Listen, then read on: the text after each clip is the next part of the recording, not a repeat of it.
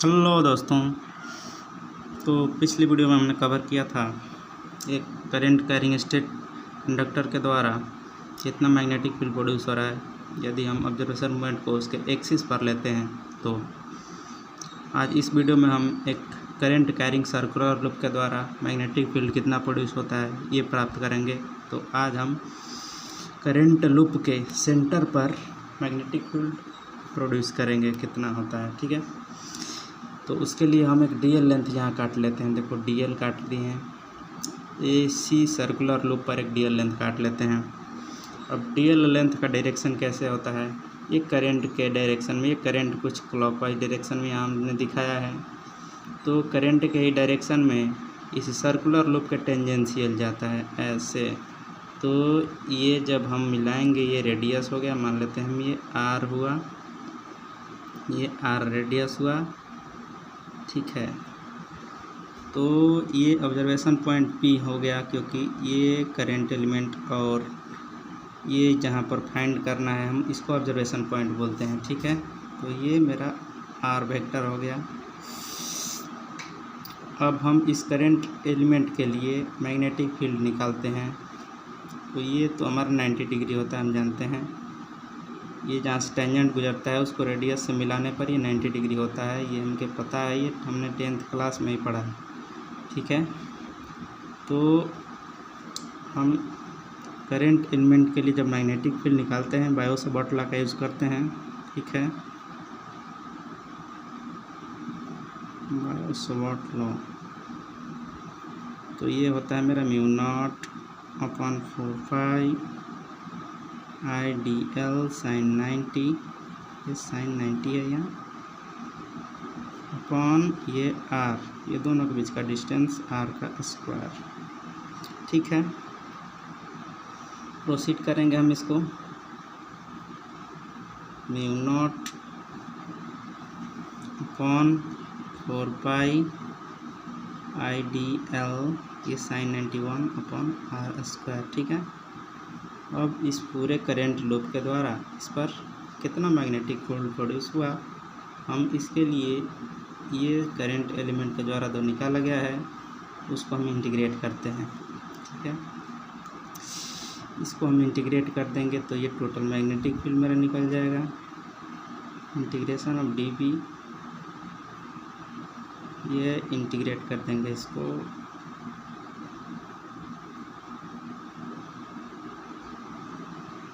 ये upon R square, ठीक है।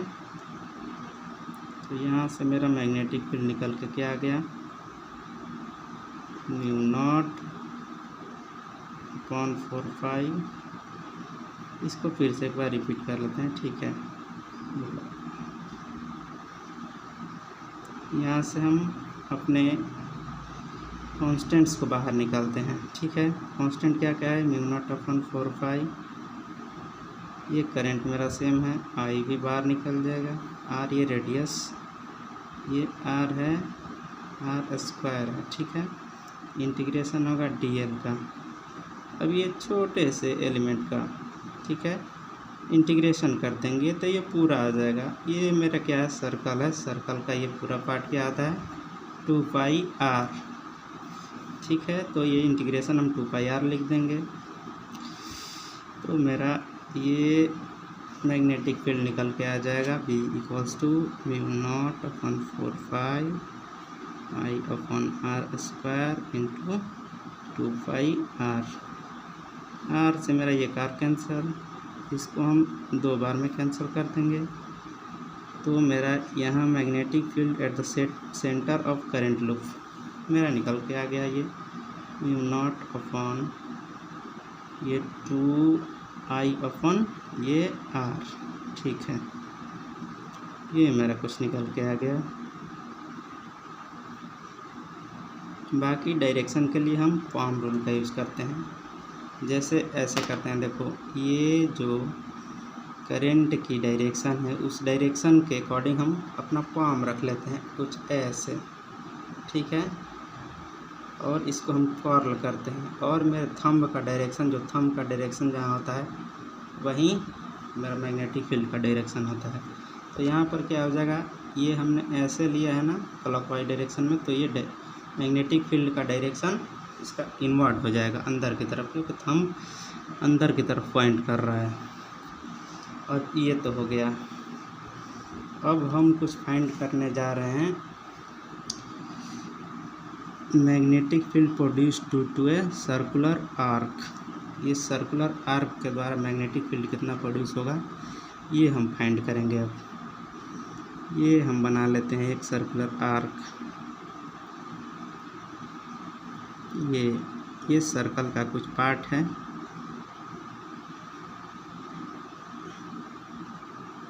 सर्कल का कुछ पार्ट है, इसके द्वारा सर्कल के कुछ पार्ट द्वारा सर्कल जो बनने वाला है उसके पॉइंट पर, ये सेंटर पर, ठीक है, कितना मैग्नेटिक फील्ड प्रोड्यूस होगा। तो हम इसको ऐसे ज्वाइन कर देते हैं,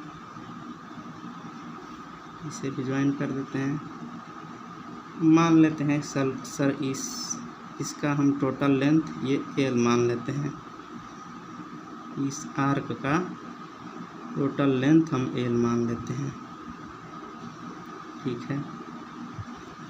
अब इस पॉइंट पर निकालना है, तो हम मान लेते हैं यहाँ पर मेरा कोई डीएल लेंथ है। डीएल एक स्मॉल लेंथ है, करंट एलिमेंट है, तो ये मेरा हो गया, ठीक है। यहाँ लिख देते हैं डीएल। हम जानते हैं कि यहाँ पर ये इसको जब ज्वाइन करेंगे ये मेरा रेडियस हो जाएगा आर। ये मेरा परपेंडिकुलर डायरेक्शन होता है किसका, magnetic field due to current element का डायरेक्शन, ये टी बी। ये ऐसे होगा, इसके बीच का एंगल मेरा 90 डिग्री हो जाएगा। तो इस डीएल लेंथ के द्वारा reduced magnetic field at the center is equal to, according to Biot Savart law, mu not upon ये 4 pi I T L sine 90 upon R square, ठीक है। अब इसको हम प्रोसीड करेंगे। Mu not upon 4 pi I T L sine 91 हो जाएगा, ठीक है, अपॉन आर स्क्वायर। अब हमें देखना है यहाँ ये मेरा डीएल लेंथ पूरा है, ये डीएल ये एक यहाँ है। अब हमें इंटीग्रेशन इसका करना है, तो इंटीग्रेशन करेंगे तो ही पूरे के द्वारा इस पर मैग्नेटिक फील्ड निकलेगा। इंटीग्रेशन हम डीवी का कर देते हैं, तो मेरा टोटल मैग्नेटिक फील्ड पता हो जाएगा। जब इंटीग्रेशन करेंगे तो ये तो कांस्टेंट है, बाहर निकलेगा म्यू नॉट अपन 4 पाई, जैसे हमने पहले कर रखा है। आई अपन आर स्क्वायर भी कांस्टेंट निकल गया। इंटीग्रेशन अब डीएल होगा। अब यहाँ डीएल का इंटीग्रेशन करना है, तो हमें डीएल का इंटीग्रेशन करेंगे तो यहाँ पर मेरे पास क्या निकलेगा, ये एल निकलेगा, ये एल ही तो निकलेगा, यही तो टोटल लेंथ निकलेगा, ठीक है। अब टोटल लेंथ ये एल हो गया मेरा। तो यहाँ देखिए ये मान लेते हैं मेरा थीटा है, थीटा है, ये रेडियन में है, ठीक है। थीटा मेरा ये रेडियन में है। अब हम जानते हैं आर्क अपॉन रेडियस, ये होता है मेरा थीटा।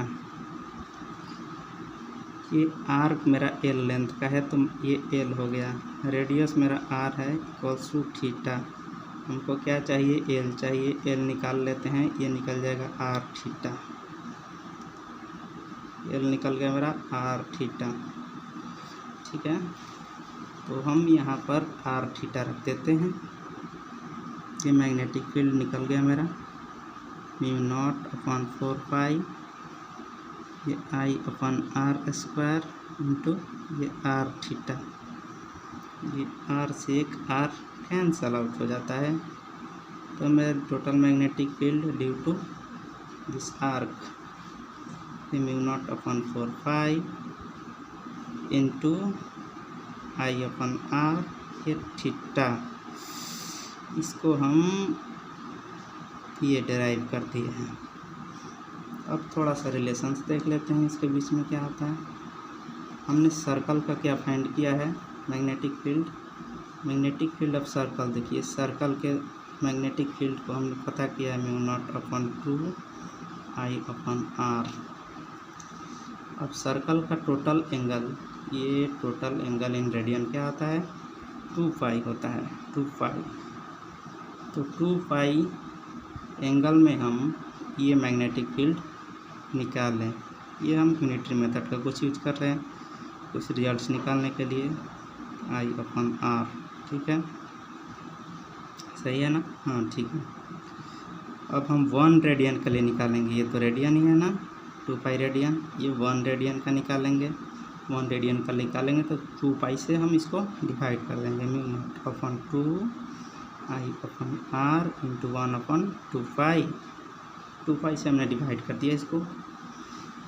अब हमने निकालना है इस थीटा एंगल के लिए, थीटा ही तो है कुछ पार्ट, इस सर्कल का ही तो कुछ पार्ट है जो थीटा के द्वारा सबटेंड किया जा रहा है इस पार्ट को। ठीक है, तो हम ये थीटा रेडियन के लिए निकालेंगे, तो ये μ0/2 I/R इंटू ये θ/2 पाई हो गया